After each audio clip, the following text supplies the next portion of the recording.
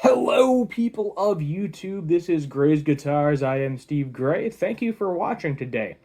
So, Reverb, the website that a lot of people know as kind of the used gear capital of the world, it has been bought out by Fender, or at least the conglomerates or the stockholders that own Fender, something along those lines, and is going to transition ownership again, kind of going to be more of an independently operated company. I think Etsy was the one that owned it previously, and now they have been bought out again. So, what does that mean? What's going to happen? Let's go ahead and take a look at this article on it, and then I will kind of put in my 2 cents as well.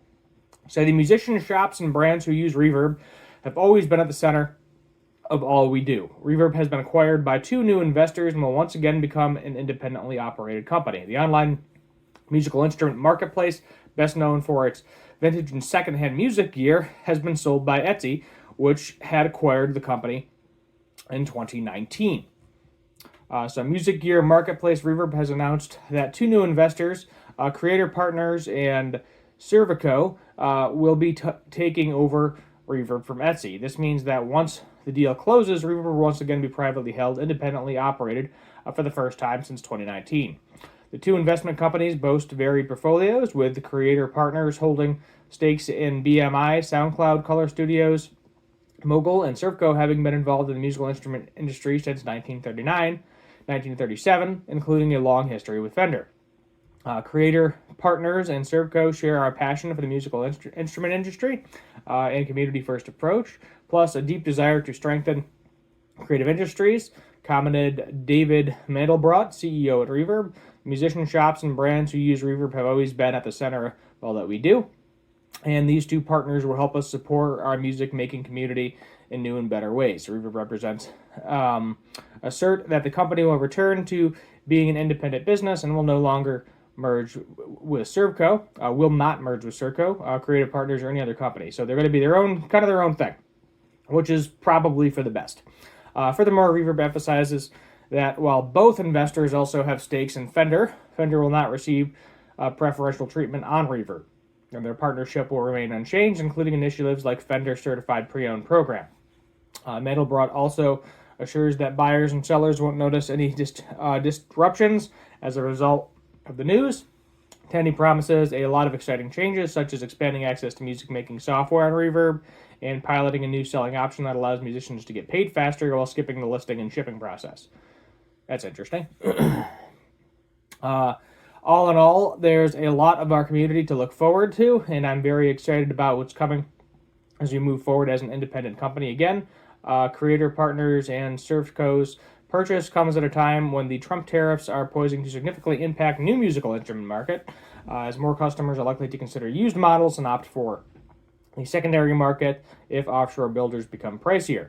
For instance, Fender Credit's ratings was recently downgraded by credit analysis Moody's, which cited increased financial pressure from Trump's new tariffs that could raise operation costs by $20 to $25 million. President and CEO of the National Association of Music Merchants, John Moldenczak, has in fact already spoken about the trade war, potentially a long-term impact on U.S. instrument brands. So what I think they're doing with, let's see, where is that one paragraph where it said they were going to do something about, here we go. So skipping the listing and shipping process.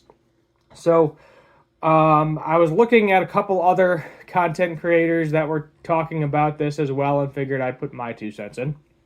But essentially, I think what they're going to do is instead of allowing you to sell direct and all of that, what they're going to do is give you an option for essentially a shop to buy it. So let's say you decide, okay, I want to sell my, I'll use an instrument I'm actually trying to sell right now, a 2000 Gibson Les Paul, and I want, $2,500 for it, we'll say. So somewhere around there, that seems a reasonable price for a used Gibson Les Paul. And someone comes in and says, hey, I'll pay for you to ship this to me. I'm essentially Guitar Center's like, we want this guitar on our showcase floors to sell. We're gonna give you $2,000 for it. And then I'm like, yeah, I can probably take $2,000 for that. So they gave me the $2,000, goes off to them, and they deal with it, and they're probably just going to end up reselling it anyway. I think that's what that whole program is going to be. Reverb, when they got purchased in 2019, the fees were the same for a while, but the fees did inevitably go up. And I think there's like two different types of fees, an additional 50 cents, and it's roughly about 10%. I think it might be a little bit lower than that, but like 9.8 whatever percent. We'll just say 10% because it's a nice even number. So you make $100, they take $10 out of you for that.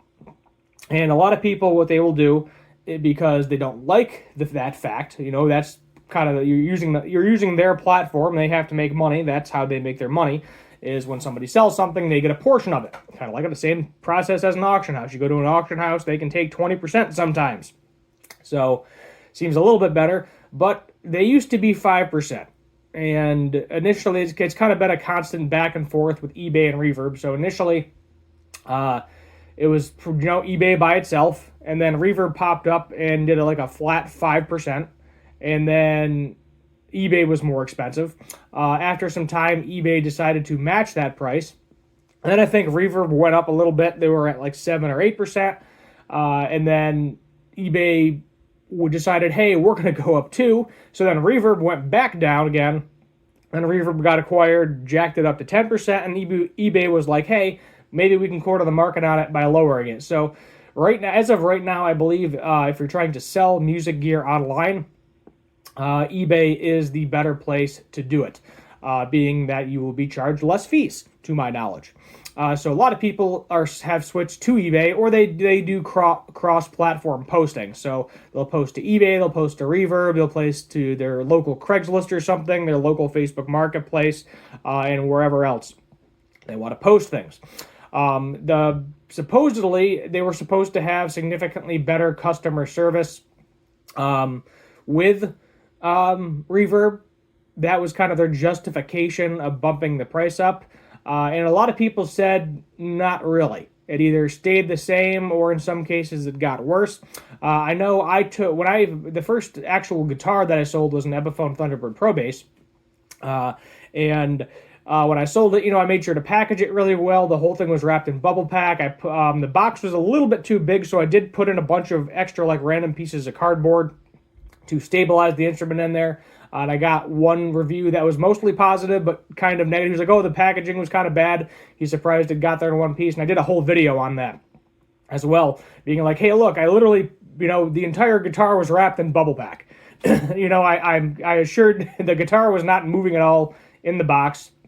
Did the shake test. Everything was solid. I didn't want it to break because I didn't want to have to deal with returns. Heaven forbid something did break. So I made sure to package it really well. And Reverb does not allow you to reply to their comment. Like eBay, if someone leaves you negative feedback, you have the ability, the seller does, to comment, kind of reply to that negative feedback, where Reverb does not have that option. And I think that's something Reverb should implement. Each person gets their own say in the matter, and then you kind of go from there. That's kind of what I would recommend. Anyway, but I'm hoping what's going to happen now that they're independently owned again is, Fender is probably going to get a little bit more. I know they're saying they're not getting, preferential treatment, but they might.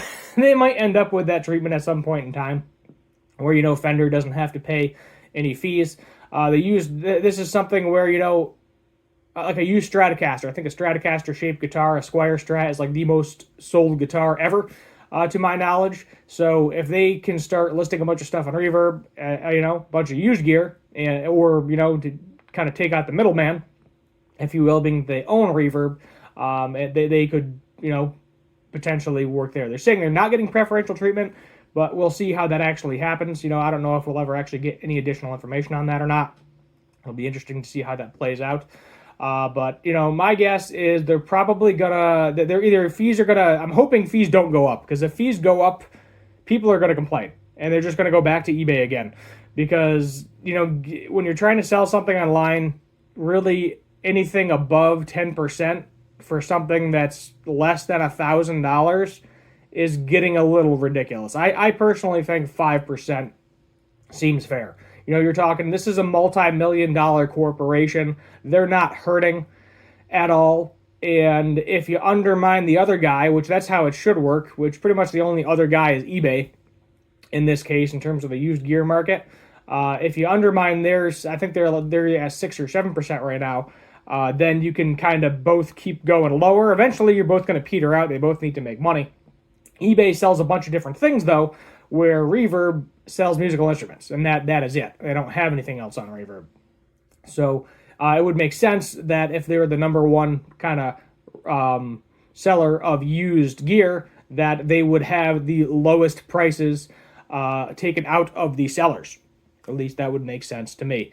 So we'll see what happens there. I'm hoping this is a good thing and not a bad thing. That's all I can really say. We'll have to just kind of wait and see in the coming months how it peters out. There's definitely going to be a change in the payout system. There's going to be a change with the fees. I can guarantee you that. Whether it's good or bad, that is the question that is left to be desired. Let me know your thoughts down below. Hit that subscribe button while you're down there. Turn on the notification bell. Leave a like, share, comment, all that good stuff. Until next time, have a good one.